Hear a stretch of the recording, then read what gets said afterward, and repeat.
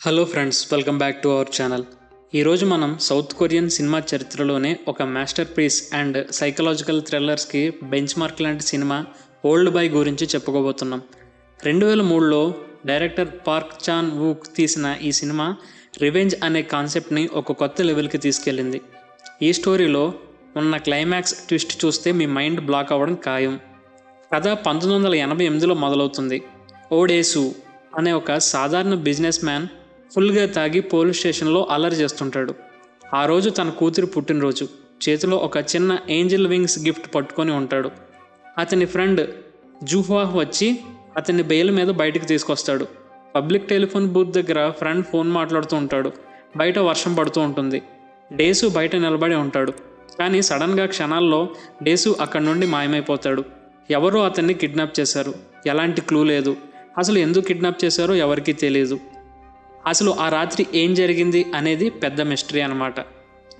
Cut చేస్తే days కళ్ళు తెరిచి చూసేసరికి అతను ఒక వింత హోటల్ రూమ్ లాంటి గదిలో ఉంటాడు. ఆ గదికి కనీసం కిటికీలు కూడా ఉండవు. ఇక ఇనుప తలుపు, దాని కింద ఉన్న చిన్న రంధ్రం మాత్రమే ఉంటుంది. అసలు తాను ఎక్కడున్నాడు, అతనిని ఎవరు బంధించారు, ఎందుకు బంధించారు అనే ప్రశ్నలకి సమాధానం దొరకదు. అరుస్తాడు, తలుపులు బాదుతాడు, కానీ ఎవరూ పలకరు. ప్రతిరోజు ఆ ఇనుప తలుపు కింద ఉన్న రంధ్రం గుండా అతనికి ఆహారం వస్తుంది. ఫ్రైడ్ డంప్లింగ్స్ రోజు వస్తూ ఉంటాయి. అలా రోజులు గడుస్తుంటాయి. కానీ తనని ఎవరైనా పిలుస్తారేమో, విడిపిస్తారేమో అన్న ఆశ మెల్లగా సన్నగిలుతూ ఉంటుంది. అతనికి ఎవరితోనూ కమ్యూనికేషన్ ఉండదు. గదిని క్లీన్ చేయడానికి లేదా అతనికి హెయిర్ కట్ చేయడానికి వాళ్ళు ఒక వింత గ్యాస్ని పంపి అతన్ని స్పృహ కోల్పోయేలా చేస్తారు. కళ్ళు తెరిచేసరికి జుట్టు కత్తిరించి ఉంటుంది, బట్టలు మార్చి ఉంటాయి. ఈ రకమైన ఒంటరితనం ఒక మనిషిని మానసికంగా ఎంతలా కృంగదీస్తుందో ఇక్కడ చాలా ఎమోషనల్గా చూపిస్తారు డైరెక్టర్. ఆ చిన్న గదిలో డేసుకి ఉన్న ఏకైక స్నేహితుడు ఒక టీవీ. ప్రపంచంతో అతనికి ఉన్న ఏకైక కనెక్షన్ ఆ చిన్న టీవీ మాత్రమే. ఆ టీవీ చూస్తూనే అతను బయట ప్రపంచంలో ఏం జరుగుతుందో తెలుసుకుంటూ ఉంటాడు. అలా ఒకరోజు టీవీలో న్యూస్ చూస్తున్న డేసుకి ఒక భయంకరమైన వార్త తెలుస్తుంది. అతని భార్య అత్యంత దారుణంగా హత్య చేయబడిందని. ఆ హత్య చేసింది స్వయంగా డేసునే అని టీవీలో చెప్తారు. అంతేకాదు, ఆ క్రైమ్ సీన్లో పోలీసులకు డేసు రక్తం మరియు వేలిముద్రలు దొరికాయని అంటారు. కేవలం ఎవరో కావాలని తనని ఇరికించారని అతనికి అర్థమవుతుంది. తన చిన్న కూతురు అనాథ అయిపోయిందని, ఒక ఫారిన్ కపుల్ ఆమెను అడాప్ట్ చేసుకున్నారని అది తెలిసి గుండె పగిలేలా ఏడుస్తాడు. తన జీవితం, తన కుటుంబం అంతా ఒకే క్షణంలో నాశనం అయిపోయిందని బాధపడతాడు. ఆ నిస్సహాయతలో ఏం చేయాలో తెలియక డేసు కుమిలిపోతాడు. తనని ఈ నరకంలో పెట్టిన ఆ అజ్ఞాత వ్యక్తి మీద పగ పెంచుకుంటాడు. భార్య చనిపోయిందన్న బాధలో డేసు చాలాసార్లు సూసైడ్ చేసుకోవడానికి ట్రై చేస్తాడు. తన చేతి నరాలు కోసుకుంటాడు. కానీ వాళ్ళు వెంటనే గ్యాస్ పంపి అతన్ని రక్షించి ట్రీట్మెంట్ చేస్తూ ఉంటారు. చావడానికి కూడా అతనికి స్వేచ్ఛ లేదు. ఈ టార్చర్ చూశాక డేసులో ఒక కసి మొదలవుతుంది. ఎలా అయినా బ్రతకాలి, బయటకు వెళ్ళి ఈ కుట్ర వెనుక ఉన్న వ్యక్తిని కనిపెట్టి వాడిని దారుణంగా చంపాలని ఫిక్స్ అవుతాడు. ప్రతిరోజు టీవీ చూస్తూ అందులో వచ్చే మార్షల్ ఆర్ట్స్ చూసి షాడో బాక్సింగ్ చేస్తూ తన బాడీని బలంగా మార్చుకుంటాడు. తను తినే చాప్స్టిక్స్తో గోడకి చిన్న కన్నం తవ్వడం స్టార్ట్ చేస్తాడు. రోజులు, నెలలు, సంవత్సరాలు గడిచిపోతాయి. ఏకంగా 15 సంవత్సరాలు ఆ గదిలో నరకం అనుభవిస్తాడు. 15 ఏళ్ల పగ, కోపం అతనిలో ఒక జ్వాలలా రగులుతూ ఉంటుంది. ఆ కసి అతన్ని ఒక యంత్రంలా మార్చేస్తుంది. 15 ఏళ్ల సుదీర్ఘ పోరాటం తర్వాత డేసు గోడకి తవ్విన కన్నం గుండా బయట గాలి పీలుస్తాడు. ఇంకొన్ని రోజుల్లో తప్పించుకోవచ్చు అనుకునే లోపు సడన్గా మళ్ళీ గ్యాస్ వస్తుంది. స్పృహ కోల్పోయి కళ్ళు తెరిచి చూసేసరికి అతను ఒక పెద్ద అపార్ట్మెంట్ బిల్డింగ్ రూఫ్ టాప్ మీద ఒక సూట్ కేసుతో ఉంటాడు. బయట ప్రపంచం మొత్తం మారిపోయింది. అతను ఒక నీట్గా ఉన్న సూట్ వేసుకొని ఉంటాడు. జేబులో ఒక ఫోన్, ఇంకా పర్స్ నిండా డబ్బులుంటాయి. 15 ఏళ్ల తర్వాత బయట గాలి పీలుస్తున్న అతనికి అంతా కొత్తగా ఉంటుంది. అప్పుడే అక్కడ ఒక వ్యక్తి సూసైడ్ చేసుకోవడానికి బిల్డింగ్ పైనుండి దూకపోతుంటే డేసు అతన్ని పట్టుకొని నా కథ విని ఆ తర్వాత చనిపో అంటాడు. కానీ ఆ వ్యక్తి దూకేస్తాడు. ఆ తర్వాత డేసుకి బాగా ఆకలి వేసి ఒక సూషీ రెస్టారెంట్కి వెళ్తాడు. ఆ సూషీ రెస్టారెంట్లో డేసు ఒక యంగ్ అండ్ బ్యూటిఫుల్ చెఫ్ని కలుస్తాడు. ఆమె పేరు మీడో.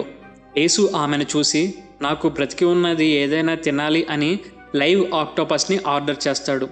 ఆ బ్రతికి ఉన్న ఆక్టోపస్ని అత్యంత అనాగరికంగా పచ్చిగా కొరికి తింటూ అక్కడే కళ్ళు తిరిగి పడిపోతాడు. మీడోకి అతని మీద జాలి కలుగుతుంది. అతన్ని తీసుకెళ్లి తన అపార్ట్మెంట్లో పడుకోబెడుతుంది. కళ్ళు తెరిచాక డేసు తన 15 ఏళ్ల నరకం గురించి ఆమెకు చెప్తాడు. తాను రాసుకున్న జర్నల్స్ని ఆమెకు చదివి వినిపిస్తాడు. మీడోకి అతని కథ విని చాలా బాధేస్తుంది. 15 ఏళ్ల చీకటి గదిలో మునిగిపోయిన ఆ వ్యక్తికి మీడో చూపించిన ప్రేమ ఒక వరంలా అనిపిస్తుంది.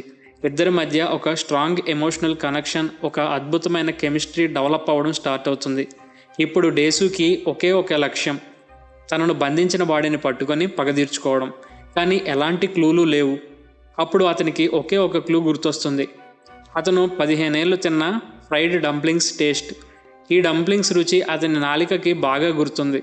మీడో సాయంతో ఆ సిటీలో ఉన్న ప్రతి చైనీస్ రెస్టారెంట్కి వెళ్ళి డంప్లింగ్స్ ఆర్డర్ చేసి టెస్ట్ చేయడం స్టార్ట్ చేస్తాడు. రోజులు తరబడి వెతుకుతూనే ఉంటాడు. చివరికి ఒక రెస్టారెంట్లో డంప్లింగ్ టేస్ట్ చేయగానే అతని కళ్ళు మెరుస్తాయి. అది ఎగ్జాక్ట్గా అదే టేస్ట్. ఆ రెస్టారెంట్ పేరు బ్లూ డ్రాగన్. వాళ్ళ కిచెన్లోకి వెళ్ళి ఆ ఫుడ్ని డెలివరీ చేసే ప్యాకెట్స్ని చూసి కన్ఫర్మ్ చేసుకుంటాడు. ఫైనల్గా తన 15 ఏళ్ల జైలు జీవితానికి సంబంధించిన మొదటి క్లూ దొరుకుతుంది. ఆ రెస్టారెంట్ డెలివరీ బాయ్ని సీక్రెట్గా ఫాలో అవుతాడు. ఆ డెలివరీ బాయ్ ఒక పాడుబడిన, ఎవరికీ అనుమానం రాని బిల్డింగ్లోకి వెళ్తాడు. అదే అతను 15 ఏళ్ళు బందీగా ఉన్న ప్రైవేట్ జైలు అని డేసుకి అర్థమవుతుంది. ఆ బిల్డింగ్ 7వ అంతస్తులో ఒక ఇల్లీగల్ జైలు నడుపుతుంటారు. డబ్బులు ఇస్తే ఎవరినైనా కిడ్నాప్ చేసి ఇక్కడ బంధిస్తారన్నమాట. లోపలికి వెళ్ళి అక్కడ వార్డెన్ అయిన మిస్టర్ పార్క్ని కలుస్తాడు. తన జీవితంలోని 15 ఏళ్లని నాశనం చేసిన ఆ జైలర్ని కళ్ళెదురుగా చూసేసరికి డేసులోని పగ ఒక అగ్నిపర్వతంలా బద్దలవుతుంది. డేసు పార్క్ మీద దాడి చేస్తాడు. డేసు వార్డెన్ పార్క్ని ఒక కుర్చీకి కట్టేసి దారుణంగా టార్చర్ చేయడం స్టార్ట్ చేస్తాడు. నన్ను ఎందుకు బంధించారు, నాకు ఈ శిక్ష ఎందుకు వేశారు అని అరుస్తాడు. పార్క్ భయంతో వణికిపోతూ, మాకు డబ్బులు ఇచ్చారు కాబట్టి చేశాం, క్లయింట్ ఎవరో మాకు తెలియదు అంటాడు. డేసు వదలకుండా ఒక సుత్తి తీసుకొని పార్క్ పళ్ళను ఒక్కొక్కటిగా లాగేస్తాడు. ఈ టార్చర్ చూసినప్పుడు గూస్ బంప్స్ రాని వాళ్ళు ఉండరు. నరకయాతన అనుభవించిన పార్క్ చివరికి ఒక ఆడియో టేప్ ఇస్తాడు. ఆ టేప్లో తనని కిడ్నాప్ చేయమని ఆర్డర్ ఇచ్చిన క్లయింట్ వాయిస్ రికార్డ్ అయి ఉంటుంది. తనని ఎవరు బంధించారో తెలిసింది, కానీ ఎందుకు బంధించారో అన్న విషయం ఇంకా మిస్టరీగానే ఉంది.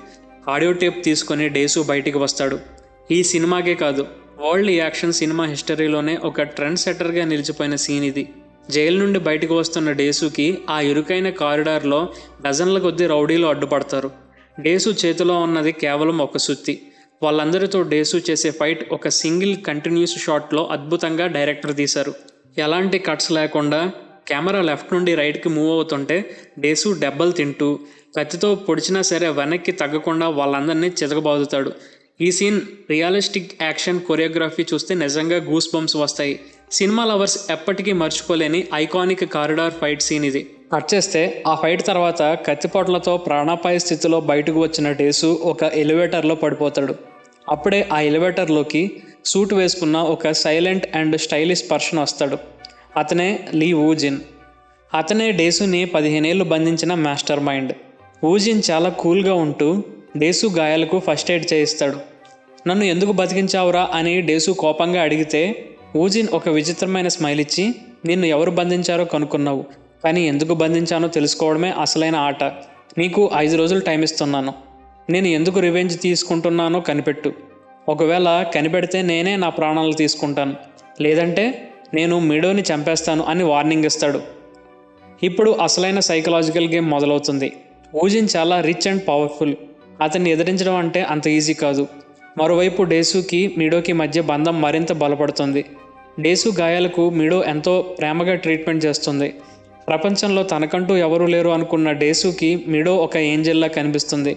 వాళ్ళిద్దరూ ఎమోషనల్గా, ఫిజికల్గా దగ్గరవుతారు. ఒకరికొకరు సపోర్ట్గా నిలబడతారు.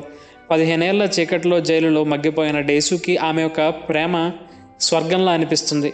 ఆమె రక్షణ కోసం డేసు ఏదైనా చేయడానికి సిద్ధపడతాడు. వూజిన్ ఛాలెంజ్ని యాక్సెప్ట్ చేసి తన గతంలోకి తొంగి చూడడం మొదలెడతాడు డేసు. తన గతంలో తాను చేసిన తప్పేంటి, వూజిన్కి తనకు మధ్య ఉన్న శత్రుత్వం ఏంటి అని డేసు ఇన్వెస్టిగేషన్ మొదలెడతాడు. పాత ఇంటర్నెట్ కేఫ్లు, స్కూల్ ఇయర్ బుక్స్ ద్వారా తన పాత స్నేహితులను వెతికి పట్టుకుంటాడు. వూజిన్ తను చదువుకున్న స్కూల్లోనే చదివాడని, కానీ వూజిన్కి తాను ఏం కీడు చేశాడో డేసుకి అస్సలు గుర్తురాదు. తన మెమొరీ అంతా బ్లాంక్ అయిపోయినట్టు అనిపిస్తుంది. తన పాత ఫ్రెండ్ ద్వారా కొంత ఇన్ఫర్మేషన్ గ్యాదర్ చేస్తాడు. ఈ ఫ్లాష్ బ్యాక్ సీన్స్ ప్రతి చిన్న క్లూ డేసుని అసలు నిజం వైపు నడిపిస్తుంది. ఈ ఇన్వెస్టిగేషన్ ఒకవైపు జరుగుతుండగానే డేసు మరియు మిడో మధ్య ఉన్న రొమాన్స్ మరింత డార్క్ అండ్ డీప్గా మారుతుంది. ఇద్దరూ కలిసి పడుకున్నప్పుడు వాళ్ళిద్దరి మధ్య ఉన్న బంధం చాలా స్వచ్ఛంగా కనిపిస్తుంది. కానీ బ్యాక్గ్రౌండ్లో ఏదో తెలియని భయంకరమైన నిజం దాగుందేమో అన్న టెన్షన్ డైరెక్టర్ మనకిక్కడ మెయింటైన్ చేస్తాడు. మిడో అతన్ని పూర్తిగా నమ్ముతుంది. అతని రివెంజ్ మిషన్లో తన ప్రాణానికి ప్రాణాపాయం ఉందని తెలిసినా సరే అతనికి సపోర్ట్ చేస్తూనే ఉంటుంది. మరోవైపు ఊజిన్ మనుషులు మిడోకి హాని తలపెట్టడానికి ప్రయత్నిస్తాడు. డేసు ప్రాణాలకు తెగించి మిడోని కాపాడుకుంటాడు. ఆమె తన ప్రాణం కన్నా విలువైందని డేసు ఫీల్ అవుతాడు. ఓకే ఫ్రెండ్స్, మీకు ఇంతవరకు కథ నచ్చితే తప్పకుండా ఈ వీడియోని లైక్ చేయండి, మన ఛానల్ని సబ్స్క్రైబ్ చేసుకోండి. కట్ చేస్తే మిడోని ఎలా అయినా కాపాడుకోవాలని డేసు డిసైడ్ అవుతాడు. తన పాత హై స్కూల్ అయిన ఎవర్ గ్రీన్ హై స్కూల్కి వెళ్ళాలని డిసైడ్ అవుతాడు. అక్కడే తన ప్రశ్నలన్నిటికీ సమాధానం దొరుకుతుందని ఫిక్స్ అవుతాడు. అసలు ఆ హై స్కూల్లో ఏం జరిగింది? ఊజిన్ ఎందుకు డేసుపై అంత పగ పెంచుకున్నాడు? ఈ ప్రశ్నలన్నిటికీ సమాధానం ఇప్పుడు మనం చూడబోయే ఫ్లాష్ బ్యాక్లో రివీల్ అవుతుంది. కట్ చేస్తే కథ 1979 నాటి ఫ్లాష్ బ్యాక్లోకి వెళ్తుంది. డేసు ఎవర్ గ్రీన్ హై స్కూల్లో చదువుకునే రోజులవి. అప్పుడే ఊజిన్ కూడా అదే స్కూల్లో చదువుకుంటూ ఉంటాడు. కుర్రాడైన డేసు వేరే ఊరికి ట్రాన్స్ఫర్ అయిపోతున్న రోజు అది. స్కూల్కి లాస్ట్ డే కావడంతో మెమోరీస్ కోసం ఒక కెమెరాతో స్కూల్ ఫోటోలు తీసుకుంటూ ఉంటాడు. అప్పుడు ఊజిన్ వాళ్ళ అక్క అయిన లీసుఆని చూసి డేసు ఒక ఫోటో తీస్తాడు. సైన్స్ బిల్డింగ్లోకి అనుకోకుండా వెళ్ళిన డేసు ఒక కిటికీ నుండి ఎవరూ చూడకూడని ఒక భయంకరమైన దృశ్యాన్ని చూస్తాడు. ఆ దృశ్యం చూసి ఇక్కడే షాక్ అవుతాడు. ఆ సైన్స్ ల్యాబ్లో కిటికీ నుండి డేసు చూసిన దృశ్యం ఏంటంటే ఊజిన్ ఇంకా అతని సొంత అక్క అయిన సువా ఇద్దరూ అత్యంత అసహజమైన రీతిలో చాలా సన్నిహితంగా ఉంటారు. అన్న చెల్లెళ్ళు అలా ఉండడం చూసి టీనేజ్లో ఉన్న డేసు తట్టుకోలేకపోతాడు. భయంతో షాక్తో అక్కడి నుండి పారిపోతాడు. ఊరి వదిలి వెళ్ళిపోయే ముందు ఆ విషయాన్ని ఎవరికీ చెప్పకూడదు అని అనుకుంటూ తన బెస్ట్ ఫ్రెండ్ జుహాకి మాత్రమే ఇది మన మధ్య ఉండాలని చెప్పి సీక్రెట్ని బయట పెట్టేస్తాడు. ఆ చిన్న సీక్రెట్ లీక్ చేస్తే ఏమవుతుందిలే అనుకుంటాడు డేసు. కానీ ఆ చిన్న మాట ఒక కార్చిచ్చులా ఊరంతా వ్యాపిస్తుంది. ఊర్లో అందరిలో ఈ విషయం తెలిసిపోతుంది. జనాలు రకరకాలుగా మాట్లాడుకోవడం స్టార్ట్ చేస్తారు. సువాహ్ని స్కూల్లో అందరూ ఏడిపించడం, ఎగతాళి చేయడం మొదలెడతారు. సమాజం నుండి ఎదురయ్యే ఆ అవమానాన్ని, సూటిపోటి మాటల్ని సువాహ్ తట్టుకోలేకపోతుంది. ఆ స్ట్రెస్ వల్ల ఆమెకు హిస్టారికల్ ఫాంటమ్ ప్రెగ్నెన్సీ వస్తుంది. అంటే నిజంగా గర్భం రాకపోయినా కడుపు పెద్దగా అవ్వడం, వాంతులు రావడం లాంటి సిమ్టమ్స్ అన్నీ కనిపిస్తాయి. ఆ రూమర్ ఆమె జీవితాన్ని పూర్తిగా నాశనం చేస్తుంది. సమాజం దృష్టిలో ఆమె ఒక పాపిలా మిగిలిపోతుంది. ఆ అవమానాన్ని భరించలేక సువా ఆ పెద్ద డ్యామ్ దగ్గరికి వెళ్తుంది. ఊజిన్ కూడా అక్కడికి వస్తాడు. ఇద్దరూ ఏడుస్తూ ఉంటారు. సువా జీవితంపై విరక్తి పెంచుకొని బ్రతకడం ఇష్టం లేక ఊజిన్ చూస్తుండగానే అతని చెయ్యి వదిలేసి ఆ డ్యామ్ పై నుండి దూకి ఆత్మహత్య చేసుకుంటుంది. తన కళ్ళ ముందే తన ప్రాణమైన అక్క చనిపోవడం చూసిన ఊజిన్ గుండె పగిలిపోతుంది. ఆ రోజు నుండి ఊజిన్ జీవితం శూన్యమైపోతుంది. తన అక్క చావుకి కారణమైన డేసు నోటి దుర్సే అని ఊజిన్ తీవ్రమైన పగ పెంచుకుంటాడు. డేసు మాటల వల్లే తన జీవితం నాశనమైందని ఫిక్స్ అవుతాడు. కట్ చేస్తే ప్రజెంట్ డే. స్కూల్ దగ్గర తన ఫ్లాష్ బ్యాక్ తెలుసుకున్న డేసుకి అసలు నిజం అర్థమవుతుంది. కేవలం తన నోటి దూల వల్లే, తను స్ప్రెడ్ చేసిన ఆ రూమల వల్లే ఆ అమ్మాయి ఆత్మహత్య చేసుకుందని డేసు లోపల గిల్టీగా ఫీల్ అవుతాడు.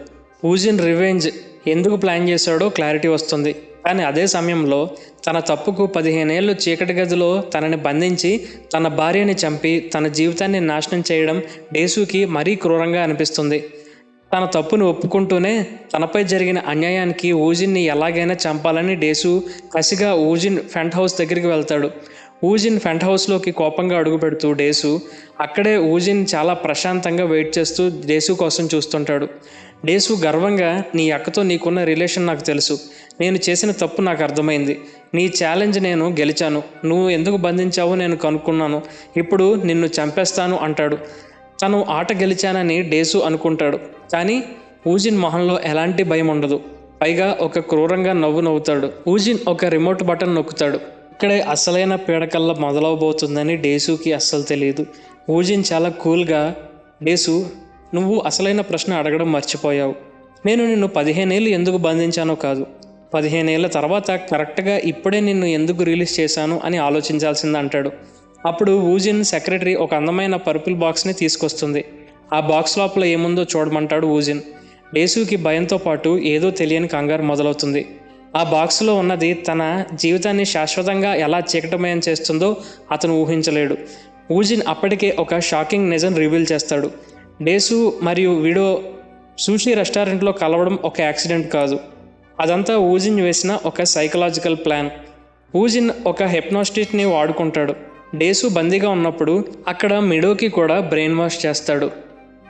డేసు అండ్ మిడోలకి స్పెసిఫిక్ రింగ్ టోన్ లేదా ఒక డిజైన్ చూడగానే ఒకరికొకరు అట్రాక్ట్ అయ్యేలాగా హెప్నటైజ్ చేయిస్తాడు. అంటే వాళ్ళిద్దరూ ప్రేమలో పడడం, శారీరకంగా దగ్గర అవ్వడం, ఇదంతా ఊజిన్ ప్రీప్లాన్డ్గా రాసిన ఒక స్క్రిప్ట్. ఈ నిజం వినగానే డేసు మైండ్ బ్లాక్ అవుతుంది. డేసు ఆ పర్పుల్ బాక్స్ని ఓపెన్ చేస్తాడు. అందులో ఒక ఫోటో ఆల్బమ్ ఉంటుంది. డేసు చేతులు వణుకుతుండగా ఆ ఆల్బమ్ పేజీలు తిప్పుతుంటాడు. అందులో ఒక చిన్న పాప ఫోటోలు ఉంటాయి. ఆ పాప పెరిగి పెద్దవుతున్న ఫోటోలు వరుసగా ఉంటాయి. ఫారిన్ కపుల్ దగ్గర పెరుగుతున్న ఆ పాప ఫోటోలు చూస్తుండే డేసు కళ్ళల్లో నుండి నీళ్లు జలజల రాలుతాయి. ఆఖరి పేజీ తిప్పేసరికి డేసు గుండె ఆగిపోయినంత పనవుతుంది. సినిమా హిస్టరీలోనే మోస్ట్ హర్రిఫయింగ్ ట్విస్ట్ ఇది. ఆ ఫోటోలో ఉన్న అమ్మాయి మరెవరో కాదు, డేసు ప్రాణంగా ప్రేమించిన మిడో. అవును ఫ్రెండ్స్, మిడో ఎవరో కాదు, డేసు కిడ్నాప్ అయినప్పుడు చిన్నపిల్లలాగా ఉన్న తన సొంత కూతురే. తన కూతుర్ని ఊజిన్ జాగ్రత్తగా ప్లాన్ చేసి తన దగ్గరికి పంపాడు. అతనికి తెలియకుండానే తన సొంత కూతురితో ప్రేమలో పడి శారీరకంగా రిలేషన్షిప్ పెట్టుకున్నాడు డేసు. నిజం తెలియగానే డేసుకి పిచ్చెక్కిపోతుంది. ఈ ప్రపంచంలో ఏ తండ్రికి రాకూడని నరకం ఇది అనుకుంటాడు. ఊజిన్ రివెంజ్ ఎంత దారుణమైందంటే తన అక్కతో తను చేసిన పాపాన్ని డేసుకి కూడా అనుభవించేలా చేసి డేసుని కూడా ఒక రాక్షసుడిలా మార్చేస్తాడు. ఈ నిజం తట్టుకోలేక డేసు విపరీతంగా అరుస్తాడు, ఏడుస్తాడు, పిచ్చి పట్టిన వాడిలో ప్రవర్తిస్తాడు. ఊజిన్ ఆ దృశ్యాన్ని చూసి ఎంతో శాడిస్టిక్గా ఎంజాయ్ చేస్తుంటాడు. నువ్వు నన్ను రాక్షసుడు అన్నావు కదా, ఇప్పుడు చెప్పు నీకు నాకు తేడా ఏముందని ప్రశ్నిస్తాడు. అంతేకాదు, ఊజిన్ చేతిలో ఫోన్ ఉంటుంది. ఆ ఫోన్లో మిడో కాల్ లైన్లో ఉంటుంది. ఊజిన్ ఏమాత్రం మాట్లాడినా మిడోకి ఈ ఘోరమైన నిజం తెలిసిపోతుంది. తను ప్రేమించిన వ్యక్తి తన సొంత తండ్రి అని మిడోకి తెలిస్తే ఆమె చచ్చిపోతుందని డేసుకి తెలుసు. మిడోకి ఆ నిజం తెలియకూడదని డేసు ఒక తండ్రిగా పడే తపన చూస్తే గుండె తరుక్కుపోయినట్టు అనిపిస్తుంది. ఊజిన్ కాళ్ళ మీద పడి ఒక కుక్కలాగా మరుగుతూ ఊజిన్ షూస్ని నాలుగుతో నాకుతూ బతిమలాడతాడు. ప్లీజ్ నా కూతురికి మాత్రం ఈ నిజం చెప్పొద్దు. నేను నీకు బానిసగా ఉంటాను, నా ప్రాణం తీసుకో, కానీ ఆమెకు ఈ నరకం నుండి కాపాడు అని ఏడుస్తాడు, వేడుకుంటాడు. ఒక మనిషి రివెంజ్ కోసం ఇంతలాగా మారతాడు, ఇంతలా దిగజారుతాడని మనం ఇక్కడే చూడొచ్చు. డేసు నిస్సహాయత చూసి ప్రేక్షకులకు కూడా కళ్ళల్లో నీళ్లు తిరుగుతాయి. ఊజిన్ మనసు కరగట్లేదని, తన నోటి దురుసు వల్లే ఈ అనర్థం జరిగిందని రియలైజ్ అయిన డేసు అత్యంత సాహసంగా ఇంకా ఒక భయంకరమైన నిర్ణయం తీసుకుంటాడు. అదేంటంటే ఒక కత్తిరి తీసుకొని తన నాలుకను తానే కత్తిరించుకుంటాడు. ఒకప్పుడు ఏ నాలుకైతే సువాహ్ చావుకి కారణమైందో ఆ నాలుకను కత్తిరించుకోవడం ద్వారా తన పాపానికి ప్రాయశ్చిత్తం చేసుకుంటాడు. అలాగే తను బ్రతుకున్నంతకాలం ఈ సీక్రెట్ మిడోకి చెప్పకుండా ఉండడానికి ఆ త్యాగం చేస్తాడు. రక్తం కక్కుకుంటూ డేసు పడిపోతాడు. డేసు నాలుక కత్తిరించుకోవడం చూసిన ఊజిన్ ఫైనల్గా శాంతిస్తాడు. మిడోకి నిజం చెప్పకుండా ఫోన్ పెట్టేస్తాడు. తన జీవితకాలపు లక్ష్యమైన రివెంజ్ పూర్తయింది. కానీ ఈ రివెంజ్ తీరాక ఊజిన్ లోపల ఒక ఎంప్టీనెస్ ఉంటుంది. తన పగ తీరింది, కానీ తన అక్క సువాహ్ తిరిగి రాదు కదా. ఏ పగ కోసమైతే ఇన్నేళ్ళు బ్రతికాడో ఆ పర్పస్ పూర్తి కాగానే అతనికి బ్రతకాలి అన్న ఇష్టం పోతుంది. ఎలివేటర్లోకి వెళ్ళి తన అక్క చావును గుర్తు చేసుకుంటూ ఒక తుపాకీతో తనని తాను కాల్చుకొని ఆత్మహత్య చేసుకుంటాడు ఊజిన్. క్లైమాక్స్లో డేసు ఆ హెప్నోటిస్ట్ని కలుస్తాడు. తన మెదడులో మిడో తన కూతురు అన్న నిజాన్ని పూర్తిగా అరెస్ట్ చేయమని అడుగుతాడు. తను రెండుగా విడిపోవాలని, అంటే రహస్యం తెలిసిన రాక్షసుడు చనిపోయి ఏమీ తెలియని డేసు బ్రతకాలని కోరుకుంటాడు. ఆ తర్వాత డేసు మంచుకొండల్లో కళ్ళు తెరుస్తాడు. మిడో అక్కడికి వచ్చి అతన్ని ప్రేమగా హత్తుకుంటుంది. డేసు నవ్వుతాడు, కానీ అతని కళ్ళల్లో ఒక్క కన్నీటి చుక్క రాలుతుంది. అంటే అతనికి భయంకరమైన నిజం గుర్తుందా ఇంకా లేదా, మర్చిపోయి ఉంటాడా అనేది డైరెక్టర్ మనోహకే వదిలేశాడు. ఈ సినిమా మీకు ఎలా అనిపించిందో కింద కామెంట్స్లో చెప్పండి. ఈ వీడియోని చివరి వరకు చూసినందుకు థ్యాంక్ యూ గైస్. మరిన్ని ఇంట్రెస్టింగ్ వీడియోస్ కోసం మన ఛానల్ సబ్స్క్రైబ్ చేసుకోండి. Stay tune on explain Telugu.